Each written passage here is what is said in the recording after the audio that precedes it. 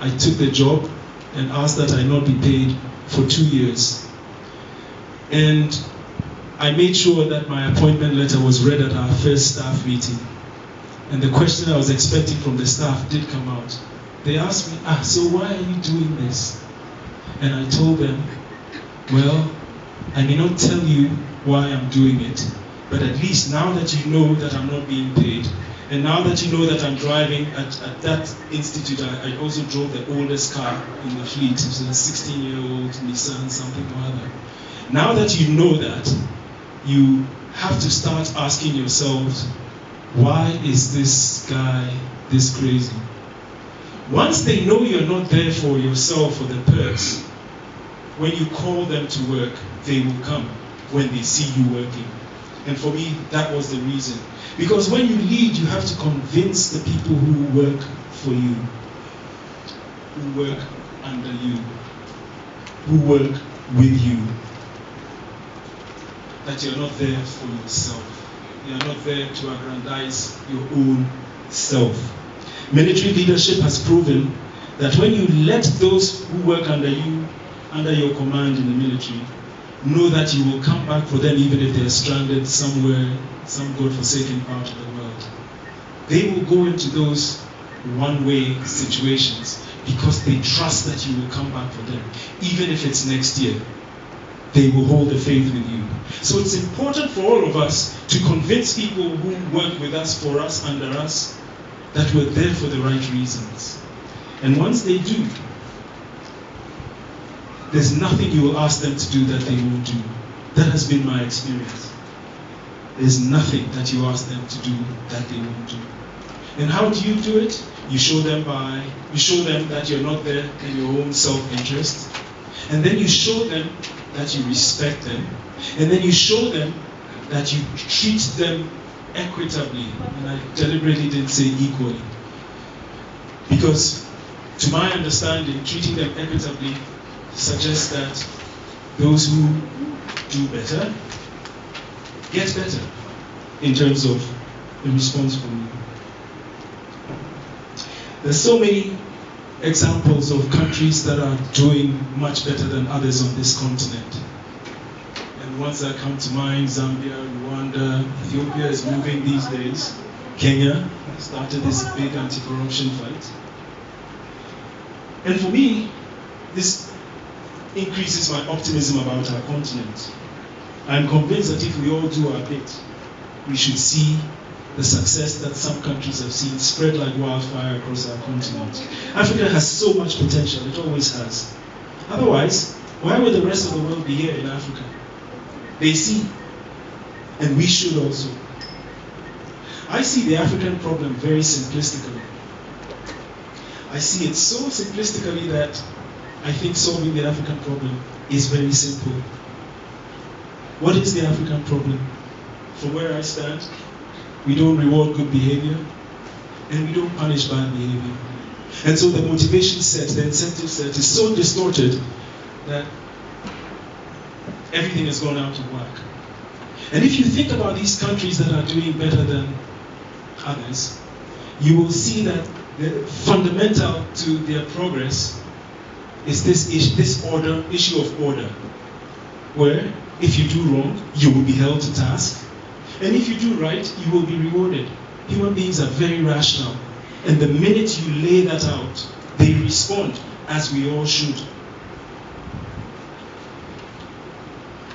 Unfortunately, in many places across the continent, people who do bad things actually get rewarded. Reputationally, frequently financially, even by the justice system. I was reading an article by one of the economists at the University of Ghana that actually has calibrated how much less of a penalty you get when you're wealthier by our justice system. And it's sad. You read in Kenyan newspapers that you steal a goat, it's automatic 7 years. And we're really rigid with that. And yet people who steal more have questions about whether they even get 1 day. So for me, it's that simple. It's about aligning our incentives with what we want, what we expect. We have to punish bad behavior, and we have to reward good behavior. But the minute you try to punish somebody who's stolen money from a department or a community, people start coming out, the chiefs, the pastors, and they come and they try to reason with you about how you have to let this person off because they have a family. One instance that happened at the Regional Institute for Population Studies was this gentleman who was siphoning money off from our student fees. And when we finally got him, we found out that for 8 years he hadn't gone on leave. And so I started trying to coax him to go on leave. And every time I would say, okay, so on Monday you start leave, on Monday I'll get to work, and he'd be there. He didn't want to go on. So finally one day I basically physically grabbed him and told him, go on leave, and I pushed him out. And then I asked one of our other colleagues to go sit at his desk. By 10 a.m. she had found about $10,000 that had. What was happening was students would come pay school fees to the department, and then the department was supposed to send it to the bank. And so he would receive the fees, give them a receipt, so they would be content, and then not all of the money was making its way to the bank. He was also doing it with research projects. When we go into the hinterland, we ask for money as an imprest. When we come back, we would retire the imprest. He would give us a receipt, but the $1,500 he brought back that he didn't use in the project never got to the bank. And so we found out in very short order that this was what was happening. So of course I tried to do my thing. That's what I'm known for. And one of my colleagues, actually my deputy director, who is also a pastor, he came to me and tried to reason with me. And I asked him a very poignant question. I asked him, I said, where in the good book, the Bible, where in the Bible does it tell us that we're supposed to support somebody who's stealing from the community, to rape the community? And he looked at me and he said, oh, Prof. Yes, because he didn't expect that I would, because he was a pastor, I would ask him that so forcefully. But that's all it takes. Because after people who see that you're doing that consistently, you start seeing people lining up and doing the right thing. Frequently we say that there are too many bad people in Africa. I don't believe that. I have another theory on that. I say that we're normally distributed, normal distribution curve. And I say that 5% of us are bad. Just 5%. We will do anything, to take anything, to corrupt anything, anywhere, every time. And then I say that there's another 5% who are leaders who want to put an end to that. But then there's this mass of 90% in the middle. They're not bad people. If you want to say anything adverse about them, all I would suggest you say is that they are afraid people. Because you see, that 5% that's willing to do wrong, they're willing to hurt them if they betray them. And so every office that I've gone into, I see that the first 2-3 times you give this speech about we have to do right and so on, you see people's body language and you see them, in a sense, giving you concurrence. But the truth of the matter is, they don't know how long you're staying.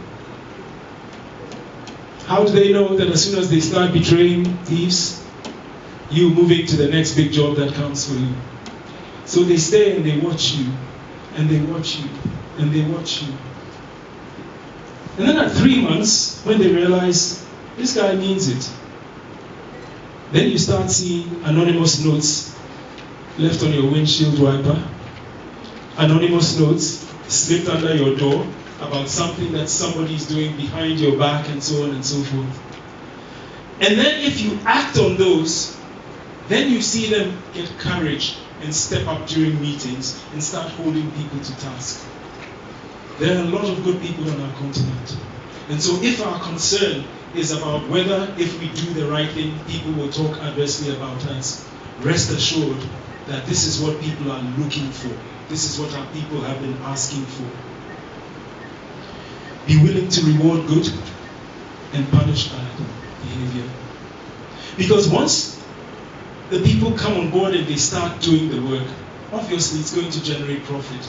And frequently, when it generates that profit, you have to be willing to use some of those proceeds to reward people who stay longer hours, who put in extra quality work, and so on and so forth.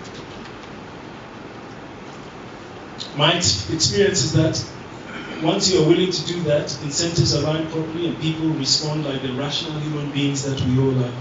So dare to do the right thing and dare to demand that others do the right thing. If we're all submerged in the pessimism about our continent's future and about the people that we are, then we are lost. And that's not a sound place to be.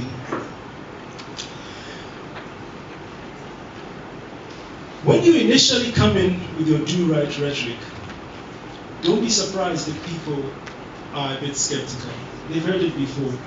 And what you need to do additionally is to show them that you actually mean it.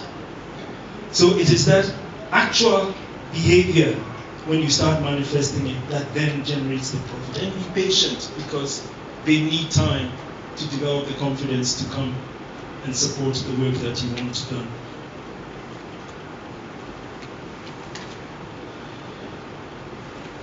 It has happened in places that I've worked, and it can happen. So I challenge each and every one of you to commit to changing the little spaces and the big spaces that we work in. No longer should you be afraid to venture. No longer should you be inclined to maintain the minimalist view of doing just enough to pass on the little that you inherited. No longer should you be pessimistic about how much you should expect. No longer should you be driven by the sense of entitlement that leads us to close at 5 p.m. even when the work is not done. Because those of us who own little shops and farms, we don't close at 5 p.m. when the work isn't done. That's the same way we should live our lives in the workplace. And that's one of the themes that I'm resting my talk on today, is that whatever we do at home,